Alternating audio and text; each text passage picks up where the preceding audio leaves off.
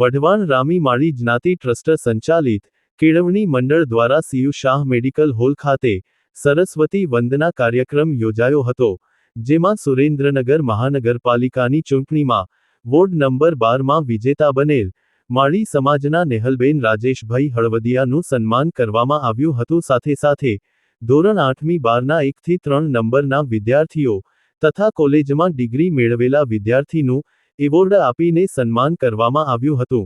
આ કાર્યક્રમમાં મુખ્ય મહેમાન તરીકે કિશોરભાઈ ધોળકિયા, સુરેશભાઈ બરોલિયા, શંકરભાઈ ધોળકિયા, રાજેશભાઈ હળવદિયા, અશોકભાઈ રામી, અંજનાબેન ખોખર સહિત વઢવાણ રામી માળી જ્ઞાતિ ટ્રસ્ટીશ્રી અને હોદ્દેદારો હાજર રહ્યા હતા.